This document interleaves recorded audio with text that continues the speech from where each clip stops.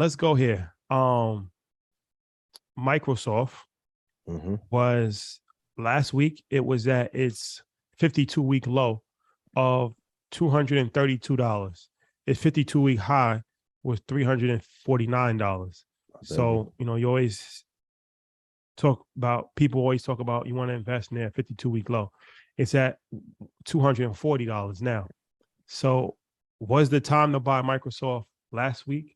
Do you see Microsoft as a company that's now on the uptick? And why did Microsoft fall so much when Apple didn't really fall that much? Apple fell, but it didn't fall to the 52-week low. Yeah, Apple, what did it get down to? 140, what was this low? 137? Yeah. 137? Yeah. And it was peaked at what, 180? Got up pretty high. It's peak for the year? Yeah, 182. 182. Yeah. I mean, so it's a huge pullback. Is it a good time to buy Microsoft? I mean, it's the same question I get. Like if somebody asks me, is it a good time to buy Apple? I'm like, yes, it's always a good time. In fact, I've added to my kids' custodial accounts with Apple, with Microsoft, and with Google. I think Google got under $100, so I was like, all right, well, this is my time. Yeah, I mean, I don't like what Ian just said. Like, find the 4 companies that you love and want to keep long term. We've said this for 2.5 years, 3 years now.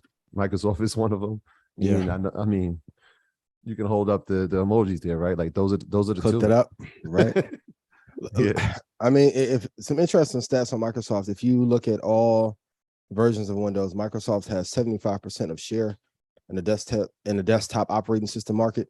That is not going to change. The truth of why Apple fell and Microsoft fell, like, to put it very clear, the economy is damaged. I'm not going to say beyond repair, but this is the most critical state that we've been in a long time. And I would argue even worse in 2008. So as the market is being pushed down, everyone has so much fear, and that's why the dollar's risen so much. Everyone's like, let me just go to cash. I don't know when this is going to end. I don't have Ian's crystal ball. He won't sell me a license to it. So I don't know when the market is going to bottom out. Let me just put my money underneath the mattress, and as long as my place doesn't catch on fire, I'll be safe. And I totally understand that.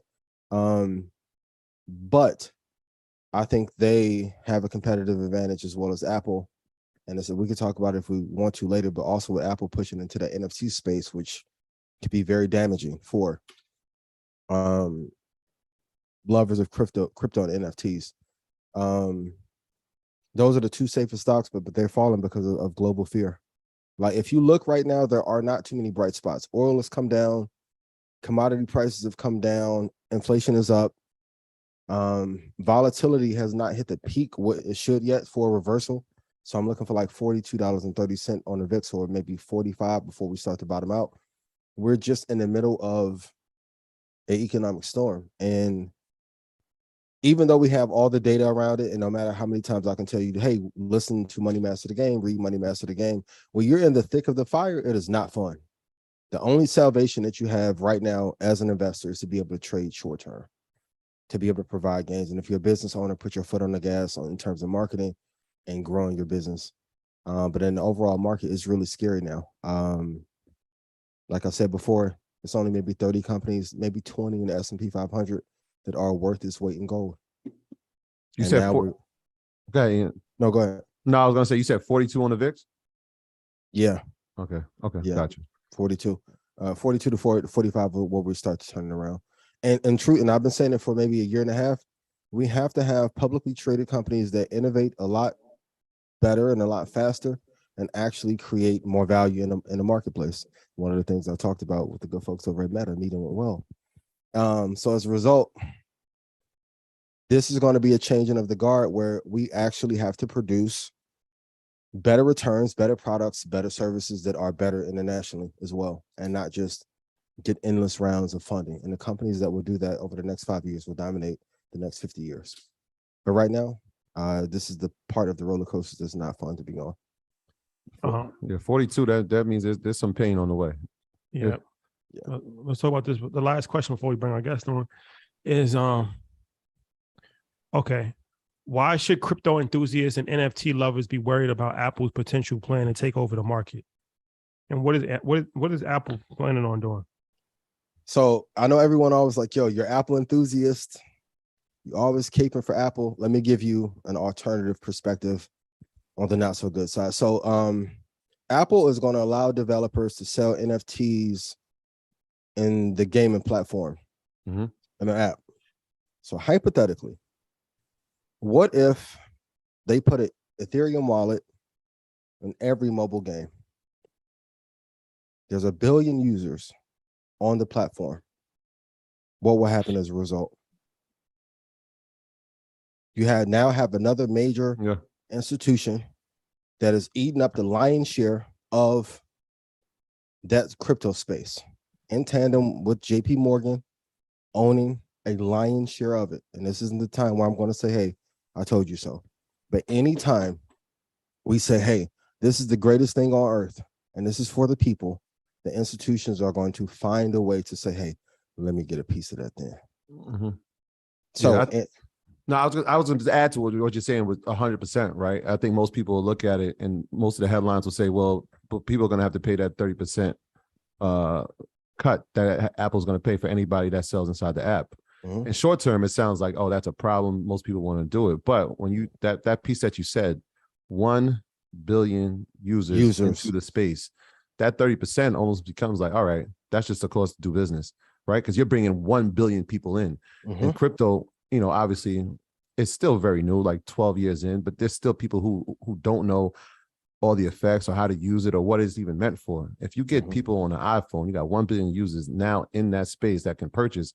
that And are the other actively part, gaming. Yes. actively do it. But the interesting part is that they're going to sell the NFTs for US dollars. You don't even have to use a crypto to buy them, right? You can convert that after, right? You can do it, convert it to Bitcoin or Ethereum or Solana or anyone that you want to, but you can buy it in US dollars, which makes the use case even more attractive, right? Now I don't have to figure out, wait, I got to buy this and get this and put this in my wallet to purchase it. No, I could just use my US dollars to purchase it. The use case and the user case there, it makes it a lot more easier, which makes more people even intrigued to get in. So that means it will be beneficial For Apple, for sure. for NFTs. For NFTs, yeah, for NFTs too. But some of those companies that are relying on those fees. I mean, but if when they it's convert. supposed to be decentralized, like even after they That's did true. the merge, now it's 6 exchanges that have what 65% of the distribution. Now Apple also has a great relationship with the government, and wait till the regulations come. Now, during times of disaster, prayers to Gunner, Thug, Surf, love you, I'm praying for you. During times of disaster and economic calamity, more charges come. So now in 2 or 3 years, they're going to push heavier crypto regulation, and you're going to start to see a lot of talk about government, from our government, is crypto an issue of national security? And if they wave the flag for Apple and say, hey, you're going to be our measure of safety and everything is done through you, now you have JP Morgan, Apple, and the United States government eating up majority of the crypto. And guess what? If the gains are not coming from iPhone 14, when Steve Jobs' daughter said it's no better than 13, you don't think they won't run to that crypto market and get it there? It's tough, man. I know everyone said last year, I didn't know. And then here we are, JP Morgan. Mike, go ahead. Apple, US government, military, game, set, match. So, but it is beneficial though. For Apple. It's no different than Universal owning all the masters and back when Lior was at Def Jam, and it was beneficial for Murder Inc. to have a label deal, and Lior ended up with everything and went to 300 in YouTube. Well, I think it's like it's kind of like when crypto, when Fidelity is starting to let crypto and 401ks and different, it's beneficial to crypto because it's more exposure. It legitimizes the space even more, and it means that it's even more of a case why it's here to stay. But it's more okay. So imagine if, let's make up a network, ABC network. It's the actual ABC. XYZ network came to us and said, hey, we want 65% of everything that you do content wise, but we'll give you legitimacy. Will we take that deal? I would say no. It's the same thing. So now if we have 7 major players, and it may, of course, give legitimacy to it, and it may make the overall market cap larger, but it's not decentralized and not for the people, and it's not a tool of liberation. Well, I think the idea of decentralized is a pie in the sky. the wealthy control everything. Last year, no one was saying that though, except me, and I was getting killed. The wealthy always control everything. Last year they controlled the NFT market. Last year, Facts. so it's never going to be a situation where it's the great equalizer and it's the poor man's way to wealth. Like once people see that this is a viable option, the rich are going to control it. Powerful institutions, banks, hedge funds, they're going to control it. They controlled it last year. They control it this year. Yes. My graduates from my school being Forbes, bag drop. Bag drop. A mic drop, bag drop. Bag drop.